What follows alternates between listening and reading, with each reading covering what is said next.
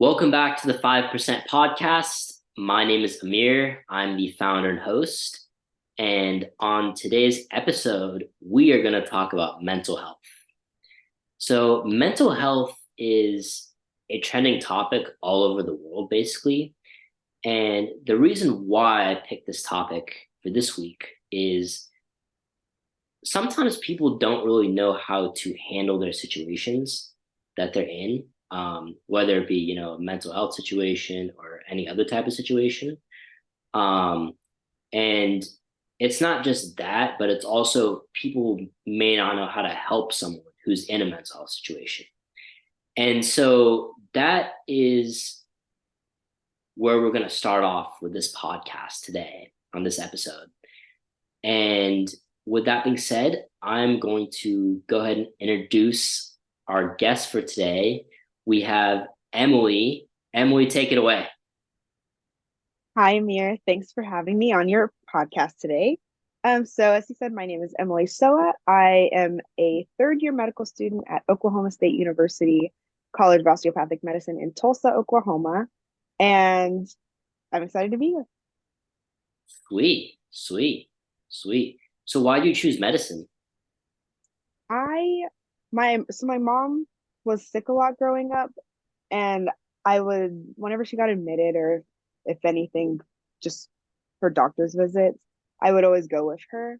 And being around and exposed to medicine got me interested in healthcare at first. But then it was my own doctors who, once they found out I was interested in healthcare, they kind of were pushing me to consider medicine in general, just because there's women don't make up as many physicians, and then women of color as well. And so they really just saw my spark and kind of helped make that spark grow. And that's what's driven me up to this point, and still drives me today. Sweet. That is awesome. That is awesome. All right. Well, so to jump into the first question, um, with regard to mental health issues, I know you probably see a lot in the healthcare field. What are ways people can handle their mental health situations? It's good you say that because the rotation I'm on right now, my doctor tells a lot of his patients, but me as well, that 90% of the things we see in medicine are caused by stress, whether it's hypertension, uh, just headaches. There's so many things that can be caused by stress. And the best ways to deal with and cope with them is to first acknowledge them. Sometimes people may feel stress and they just don't know what the feeling is, and or they're trying to hide it. And so they don't, that just bottles everything up and makes things worse. Um, but doing things that you like to do, whether it's exercise, arts, it doesn't even have to be for like an hour. It can be 30 minutes, just a little bit of time to do the things that make you feel like you and make you feel human. Those are all really good things to deal with stress. And then also being open to other people, because and having a good support system, of course, but you can control who's in and out of your life, but you can't control it fully. But if you can surround yourself with good people, that helps a lot. But also, if you have a good support system, what what good are they if you don't share your feelings and your stress with them? And so, a big part of mental health is just being open to telling people and your close friends, your family, how you are feeling, whether it's just a bad day, a bad hour, a bad drive to work, or a bad year, just to share that with them, because then your support system can actually support you. Um, yeah, there's many more probably that I'm not hitting, and there's more experts out there. And I'm no expert by any means, but just from what we've seen and what, especially in school, what I've seen, having a good support system, especially on those hard days and even on the good days, because we need a good support system on all the days. Those are really good stress reducers. And if you can do something consistent that does keep you feeling like you, that can help you deal with stressors when they do arise in your life as well. Sweet. Yeah. Honestly, I never even thought about stress being an issue. Oh, yeah. Yeah, so that kind of like it makes me think now, like, because with our everyday lives, I feel like stress is something that just pops up, Yeah. it's something we can't You, it's something that we can't control yet technically we can control. So it's like yeah. kind of that gray area. It's weird. Like you said, I mean, I get stressed just driving to work because if someone's driving really slow in front of me, Oh my and God. it's not like, now that might not be like the stress we think of when we think of the word stress, but it's still in the moment stressful. And yeah, like you said, we can't control it, but I could control maybe like leaving for work earlier because then who cares if the person in front of me is driving slow? Little things like that. Oh my gosh. Sorry. So, Oh, you're good. You're good. You're good. Yeah. So, like, with regard to stress, I mean, I guess, to get deeper into that question, mhm. like, what are some stress relievers?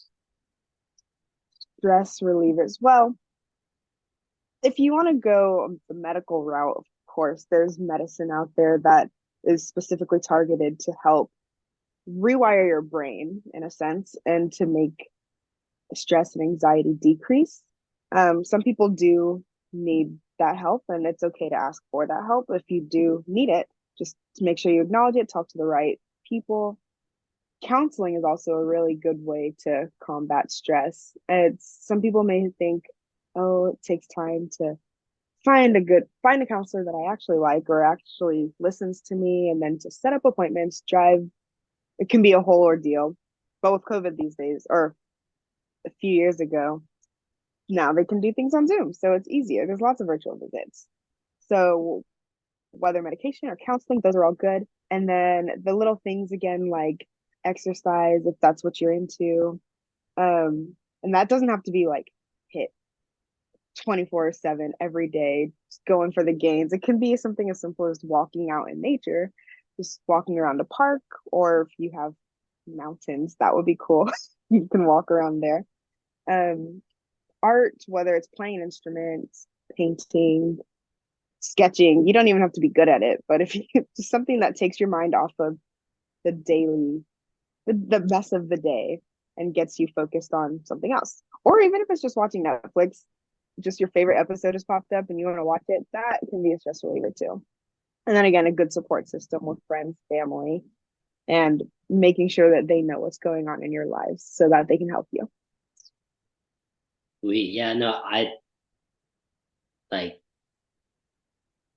I can't express how, like, important that is to have a good support system and all that. And it's great that you bring up, that unless you talk things out and communicate with people, people aren't going to really know what, you're facing or how they can help you. So I think that's a Mm-hmm. really great point you brought up in terms of, communicating and all that. And that goes beyond just this. That goes in life in general. You got to be able to Yeah. communicate. You got to be able to do all that. So that way people know, what you're facing and, how they can help you in any way. Yeah. And also listening to others really helps because maybe someone's going through the same thing you're going through and they just happen to talk about it. And then someone else might give them advice or they might tell you the advice someone told them and you're like, wow, that's I should do that too and apply that to my life. So it kind of goes both ways. For sure. For sure. Awesome. Awesome. So the next question I'm going to ask you is, with so many like workplaces and school places, that contain, that people go to, and, may have a mental health situation, how do you, from what you've seen and what you deal with on a daily basis, how do you think these school places and workplaces or any other place can really handle these mental health issues better? So I spent the past 2 years I'm still in school, but the past 2 years are really in the classroom. And I think that these days, at least my school, but I think other schools are also changing to where they're more mindful about mental health. Um, and whether it's a mental health day, so if you can't show up or if something happens and you're just not having a good day and you just need the day off. You don't need a doctor's note or to be sick and ready for surgery to take the day off, but you can just take the day off and explain later. And that also helps the explaining later part because no one wants to have to ask off because that's another stressor and that's just going to force people to go whether they feel like going to school or work or not. And so the school does a really good job about allowing for those mental health days. And I know other schools are on the come up with that too. As for the workplace, some it depends on the type of work you do. Some I've seen and heard from my friends who work in different fields, their bosses are open to them taking the day off if they need to, no questions asked. And they're very supportive about it. And being having a workplace that is supportive about it is also needed because if you offer these services, but then they're if you take it, you just know that people aren't going to like you or they're going to kind of come down on you. That doesn't really do any good. So, workplaces being more supportive, something that is a work in progress, but I think that they could handle mental health issues better if more places had programs or opportunities like this. And whether people take it or not, that's their own personal choice. That you don't have to, but if you need it, it's there. Mhm. Sweet, sweet. So do you think people need to sort of invest in their people more, so to say? Yeah, I think so because feeling like you're actually worth something to someone Mhm. is, I mean, everyone feels good if they feel like they have a purpose in the workplace or at school or in whatever team that they may be in. Um, so I definitely think that yes. And even investing, showing that you are invested in them can be like providing counseling services or counseling opportunities for workers or students. Because then that also shows like, hey, we really do care about your mental health and we really want you to have the opportunity to see someone. And it's as easy as going to this person that we provided to you. Yeah. Yeah. And I think that's a great point you brought up in terms of, if somebody, kind of initiates it and says, hey, if you need someone to talk to, I'm here. That Mm-hmm. kind of, especially in a workplace, that can alleviate so much stress off people if they feel stressed out at work, And Oh, yeah. even in schools and stuff, if like a teacher or professor comes up to you and says, "Hey, if you ever need to talk, I'm here." Mm-hmm. That can be, really reassuring and make the person feel a little more comfortable in the classroom and stuff. So Yeah. those are fantastic points that you brought up. Well, thank you. Oh, for sure, for sure. Um, yeah, so like what do you think, you know, people who are facing any mental health situation today, like, you know, who do you recommend they talk to? What action should they be taking, do you think?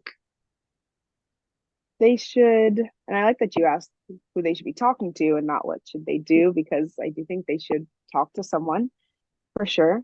And whether that's a close friend that they believe they can trust or a family member that they believe they can trust. Some people don't think that they have their friends, their family, but they don't want to burden them with their own stress. Mm. But there are hotlines out there. I don't have them off the top of my head, but there are hotlines out there that people can talk to. Counselors, of course, and psychiatrists are always willing and ready to take in anyone who needs a listening ear. And I think that people should seek out those opportunities if they don't feel comfortable seeking out their friends and family. Seeing if their own insurance can cover it, or if they don't have insurance, finding free services because there are also free services out there, especially in this day and age. There more counselors are open to providing those services for those who need it. Awesome. Awesome. So what's your like advice to somebody? Well, my advice, I guess, would be that stress comes and goes. And we're never gonna be devoid of stress in our lives. Whether it's one thing today and it gets resolved, there's gonna be something else coming in the future. So really working towards just having a strong and stable mental health at baseline before things go wrong will help a lot, because then when things do go wrong, whether it's stress or anxiety or just again traffic, then they know how to handle it and they know how to handle their emotions and their reactions to that stress. And just to, if someone's going through something very stressful right now in this moment, to just keep hanging on, keep powering through, and seek out the help that you need and the help that you deserve. No one needs to suffer alone. So make sure to seek those out and get the help that you need. Sweet. Sweet. Well, I really love that message that you are sending to people. I think that's very important, you know. Sweet. Well, with that being said, that concludes episode 3 of the 5% podcast. Thank you very much, Emily, for taking the time to do this. We appreciate all your time. We know you have a busy schedule in medical school and all that. So really appreciate you doing this. With that being said, take care of your mental health, and if you need help, seek it. There are plenty of resources out there. There's got to be somebody you can reach out to help you in any way. And stay tuned for the next episode. Thanks for having me.